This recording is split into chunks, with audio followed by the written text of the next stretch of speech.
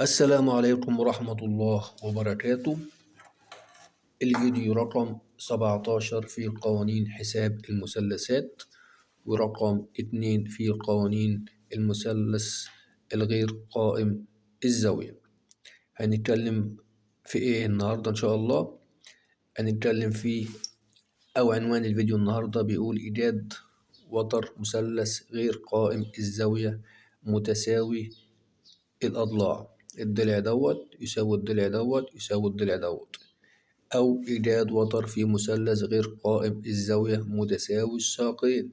نفترض إن الساق دوت يساوي الساق دوت والوتر مقاس مختلف ينطبق عليه نفس القانون.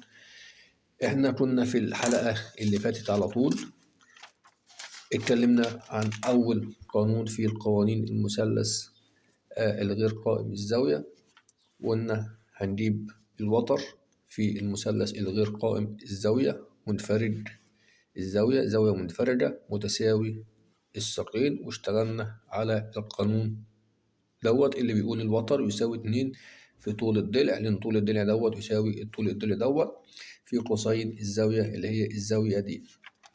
طيب القانون بتاع النهاردة بيقول ايه؟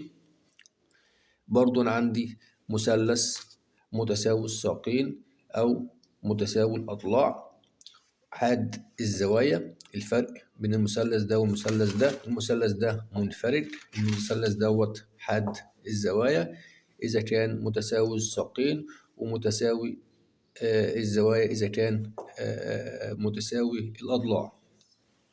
القانون بتاع النهارده بيقول إيه؟ بيقول الوتر بيساوي 2 في الضلع إذا كان متساوي الأضلاع، يبقى الضلع دوت هاخد 2 في طول الضلع في ساين الزاوية اللي هي ديت على 2. هنلاحظ هنا لو عملنا مقارنة مع بعض إن في القانون بتاعت الحلقة اللي فاتت اللي هو المثلث المنفرد متساوي الساقين بيشتغل على الزاوية اللي هي تعتبر جار للوتر، أو الوتر بمعنى أدق الوتر يمثل الضلع المجاور لهذه الزاوية. نقول تاني، القانون دوت بيشتغل على الزاوية التي يمثل الوتر لها ضلع مجاور، الوتر هوت يمثل ضلع مجاور للزاوية.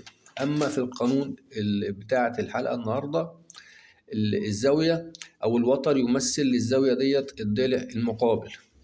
بنشتغل على الزاوية اللي تقابل الوتر، أو الوتر يمثل لهذه الزاوية الضلع المقابل. ده الفرق بين القانون دوت والقانون دوت. طيب نقول بسم الله الرحمن الرحيم. القانون بيقول ايه؟ بيقول لي لو انا عندي مثلث متساوي الساقين او مثلث متساوي الاضلاع وعايز اجيب الوتر، اذا كان متساوي الساقين يبقى الضلع دوت هنسميه وتر. اما اذا كان متساوي الاضلاع يعتبر الضلع دوت يساوي الضلع دوت يساوي الضلع دوت، عايزين نسميه الوتر ماشي، عايزين نسميه ضلع ماشي، احنا هنسميه وتر. الوتر يساوي 2 في الضلع دوت او الضلع دوت. ليه المعطيات عندي بتقول ايه؟ انا عندي الضلع ده معلوم والضلع ده معلوم والزاويه عندي معلومه ومعرفش الوتر، فانا ايه لو سمحت هات لي الوتر.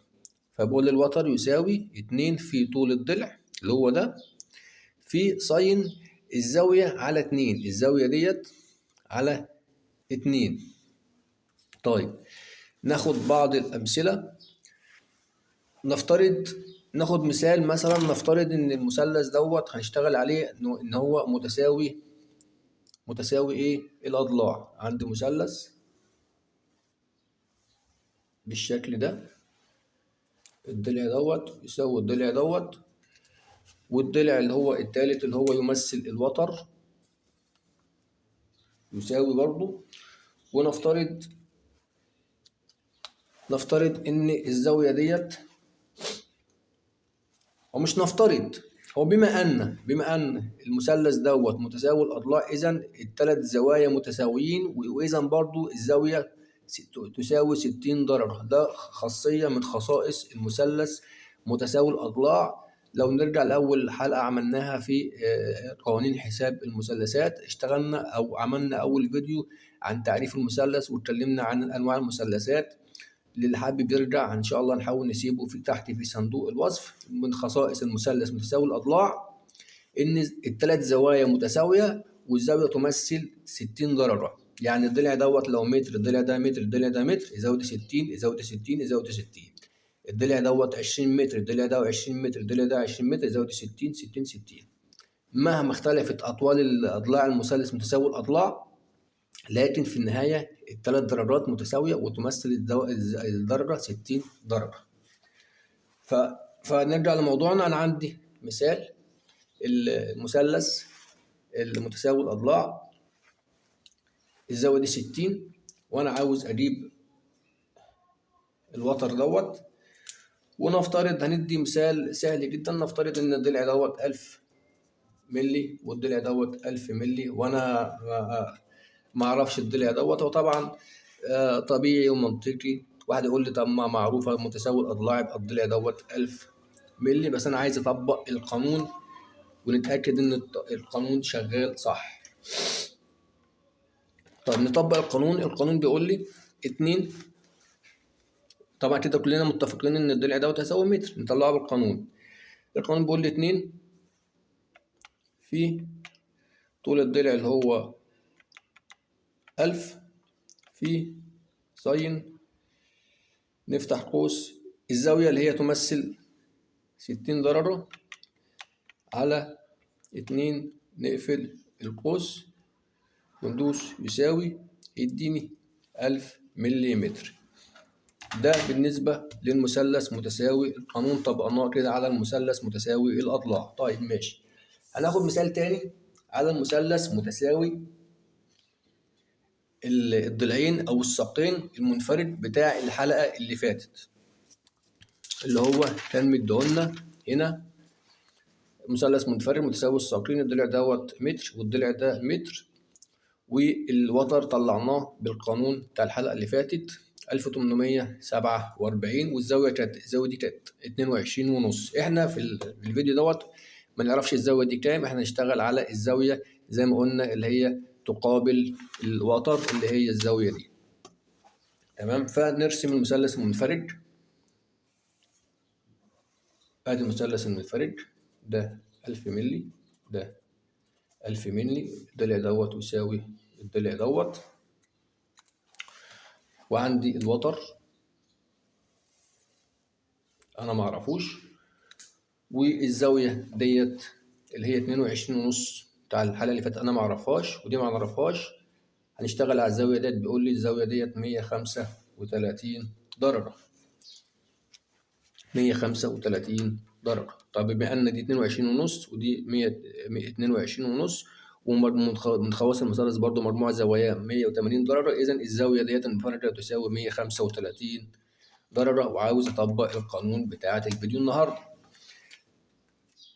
نطبق القانون، هو المفروض يطلعوا لي 1847 زي ما طلعناه الحلقة اللي فاتت، بس برضو هنطبق القانون بتاع النهاردة. بيقول لي 2 في طول الضلع اللي هو دوت اللي هو 1000 مثلث منفرد متساوي الساقين في ساين الزاوية اللي هي 135 على 2 وندوس يساوي 1847 1847 ملي متر.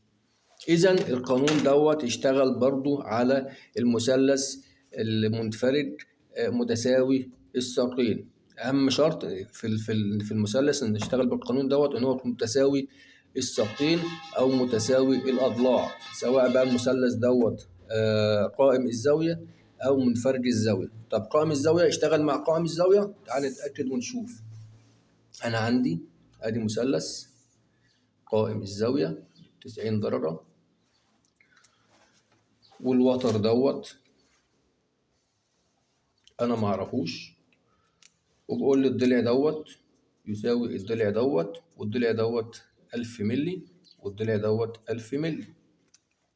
ده بنختبر القانون دوت هل ينفع يشتغل برضو على المثلث القائم الزاوية ولا لا. تعال نجرب. المفروض طبعا إن هو الضلع دوت هيساوي 2/10 زي ما طلعناه في الحلقة اللي فاتت برضو بالقانون ده اللي هو 2 في طول الضلع في قوسين الزاوية. احنا هنا 2 في طول الضلع في ساين الزاوية على 2. تعال نجرب.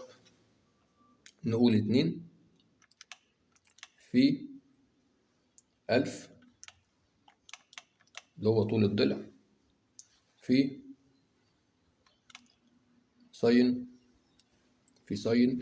قلنا بنشتغل على الزاوية التي تقابل الوتر اللي الوتر يمثل لها ضلع مقابل على 90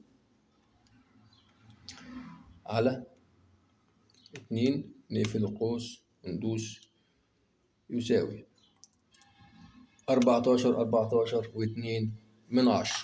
إذا نستنتج من إيه؟ نستنتج من القانون دوت إن هو ينفع يشتغل على المثلث القائم الزاوية بشرط إن يكون الضلعين متساويين. ينفع يشتغل مع المثلث غير قائم الزاوية متساوي الأضلاع.